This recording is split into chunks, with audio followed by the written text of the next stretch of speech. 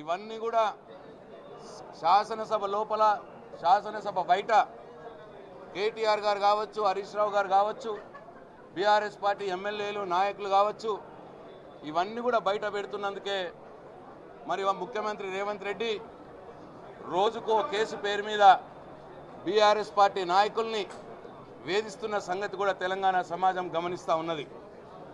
ఒకసారి car racing, ఈ car racing అని, ఇంకోసారి ఫోన్ ట్యాపింగ్ అని, ఇంకోసారి కాళేశ్వరం అని, ఇంకోసారి విద్యుత్ మీద అని, రకరకాలుగా ఆధారాలు లేనటువంటి నిరాధారమైనటువంటి కేసులు మోపి ఇవాళ బీఆర్ఎస్ పార్టీ నాయకుల్ని వేధిస్తున్న సంగతి కూడా తెలంగాణ సమాజం గమనించాలని చెప్పి కోరుతా ఉన్నాం.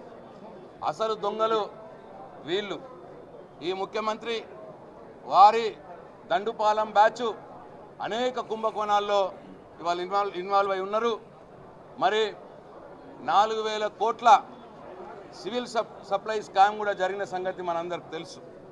దాంట్లో ఉత్తమ్ కుమార్ రెడ్డి గారిని మరి సవాలు చేస్తే, నిలదీస్తే ఇప్పటికి సమాధానం లేదు.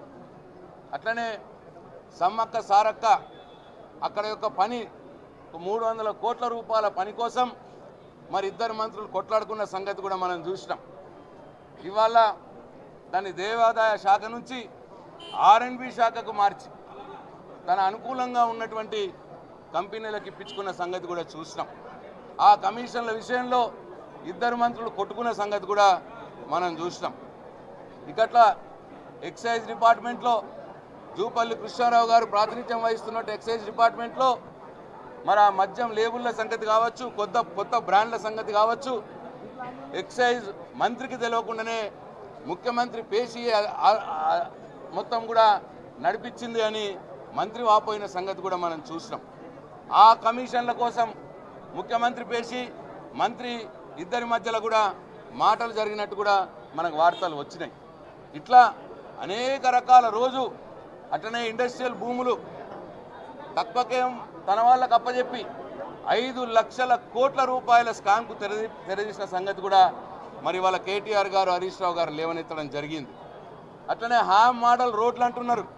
దాంట్లో డబుల్ కంటే ఎక్కువ 3 రెట్లు బేస్ ప్రైజ్ని ఏదైతే విలువ ఉంటుందో, 1 కిలోమీటర్కి ఎంత ఖర్చు అయితే కావాలనో అంతకు 3 రెట్లు ఎక్కువ చేసి దాదాపు 8,000 కోట్ల రూపాయల కుంభకోణం హామ్ మోడల్లో చేయబోతా ఉన్నారన్న సంగతి కూడా మేము లేవనెత్తడం జరిగింది. ఇట్లా నిన్నటికి నిన్న బొగ్గు సంగతి, సింగరేణి బొగ్గులో అటు వెంకటరెడ్డి గారు, సీఎం గారు, ఇటు బట్టి విక్రమార్క గారి మీద అనేక రకమైన వార్తలు వచ్చినాయి. ఇవాళ వాళ్ళ మనుషులకు ఇప్పించుకొని 1,600 కోట్ల విలువైనటువంటి పనులని వాళ్ళ మనుషులకు ఇప్పించుకోవటానికి ఒకళ్ళ మీద ఒకళ్ళు ఎట్లా డ్రామాలు చేసుకున్నారో, ఎటువంటి వార్తలు వచ్చినాయో, మీడియాలో ఎటువంటి వార్తలు వచ్చినాయో మనందరం కూడా చూసినాం. ఇట్లా పొద్దున్న లేస్తూనే దోచుకునుడే ఒక పని, కుంభకోణాల మీద కుంభకోణాలు తప్పిస్తే ఈ ప్రభుత్వం ప్రజలకు ఈ 2 సంవత్సరాలుగా చేసిందేమీ లేదు. ప్రజలకు ఇచ్చిన హామీలు రైతు బంధు ఎగ్గొడతా ఉన్నారు. రుణమాఫీ 2 లక్షల రుణమాఫీ సగం మందికి అయింది. 500 వడ్ల బోనస్ అన్నారు, అది ఎప్పుడు ఇస్తున్నారో ఎవరికి అర్థం కావట్లేదు. 2,500 ప్రతి మహిళకు అన్నారు, అది లేదు. 2,000 పెన్షన్ 4,000 అన్నారు, అది లేదు. తులం బంగారం అన్నారు, అది లేదు. 2 లక్షల ఉద్యోగాలు మొదటి సంవత్సరంలో అన్నారు, అది మాట తప్పినారు. ఇట్లా ప్రజలకు ఇచ్చిన అన్ని హామీల్ని ఆ మాటలు తప్పి ప్రజల్ని మోసం చేస్తూ మరి దాని నుంచి బయటపడటానికి ఏం చేయాలని అర్థం కాక ప్రతిపక్ష నాయకుల మీద సీరియల్లా టీవీ సీరియల్ నడిపించినట్టు నడిపిస్తా ఇవాళ కేసులు పెట్టుకుంటా పోతా ఉన్నారు. మరి ఇదంతా కూడా మేధావి లోకం ఆలోచించాలని చెప్పి విజ్ఞప్తి చేస్తూ ఉన్నాం.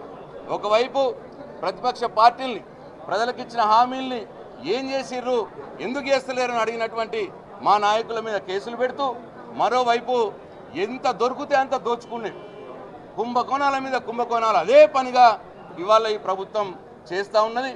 దాన్ని నిలదీస్తే కూడా వాళ్ళకి ఇబ్బంది జరుగుతూ ఉన్నది. అందుకే మా హరీష్ రావు గారి మీద, కేటీఆర్ గారి మీద, చివరికి మా అధినాయకుడు కేసీఆర్ గారి మీద కూడా కమిషన్ల పేరిట, కేసుల పేరిట పిలిపించుకొని వేధిస్తున్న సంగతి కూడా ఒకసారి తెలంగాణ సమాజం ఆలోచించాలని చెప్పి నేను కోరుతా ఉన్నా. ముఖ్యమంత్రి రేవంత్ రెడ్డి, నువ్వెన్ని కేసులు పెట్టినా, నువ్వెంత డైవర్షన్ పాలిటిక్స్ చేయాలని ప్రయత్నం చేసినా నిన్ను మాత్రం వదిలిపెట్టేది లేదు. నీ అవినీతిని ప్రశ్నిస్తూనే ఉంటాం, నీ కుంభకోణాలను బయట పెడుతూనే ఉంటాం, ప్రజలకు నువ్వు ఇచ్చిన హామీలను నెరవేర్చేదాక మీ ఎంట పడుతూనే ఉంటాం. ఇవాళ హరీష్ రావు గారు ఏదో నువ్వు కేసు పెట్టి పిలిస్తే భయపడే వ్యక్తి కాదు. తెలంగాణ ఉద్యమంలో అనేక రకాలైన కేసులు ఎదుర్కొని ప్రజల కోసం జైళ్ళలోకి పోయి వచ్చిన వాళ్ళం మేము.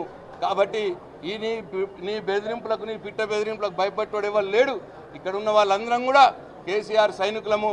తెలంగాణ ఉద్యమంలో చురుకుగా పాల్గొన్న బిడ్డలము. నీలాగా ఉద్యమకారంగా రైఫిల్ పట్టుకొని పోయిన వాళ్ళం కాదు మేము. రైఫిల్ మా గుండెలకు అత్తుకొని మేము పోయిన మనుషులం మేము. కాబట్టి ఈ పిట్ట బెదిరింపుకు భయపడేది లేదు. హరీష్ రావు గారు వెంబటి యావత్ బీఆర్ఎస్ పార్టీ నిల్చున్నది. తప్పకుండా న్యాయం ధర్మం గెలుస్తుంది. నువ్వు ఆధారాలు లేని ఒక కేసులో సుప్రీంకోర్టు క్లీన్ చిట్ ఇచ్చింది. హరీష్ రావుకు ఫోన్ ట్యాపింగ్కు సంబంధం లేదని హైకోర్టు క్లీన్ చిట్ ఇచ్చింది. అయినా సరే మళ్ళీ అదే కేసు తవ్విపించి నువ్వు పిలిపించి నీ బొగ్గు స్కామ్ బయటపడ్డది కదా, మరి ప్రజల్లో చులకనవుతున్నాం కదా అని చెప్పి డైవర్షన్ పాలిటిక్స్ చేయడానికి వాళ్ళు హరీష్ రావు గారిని పిలిచినంత మాత్రాన నీ దొంగ పనులు, నీ కుంభకోణాలు మరి మర్చిపోరు ప్రజలు అని చెప్పి ఈ సందర్భంగా తెలియజేస్తూ హరీష్ రావు గారు వెంబటి మొత్తం బీఆర్ఎస్ పార్టీ ఉంటుంది. తప్పకుండా మేము నిన్ను ప్రశ్నిస్తూనే ఉంటాం, నీతో పోరాడుతూనే ఉంటామని తెలియజేస్తూ సెలవు చేసుకుంటున్నాను. జై తెలంగాణ.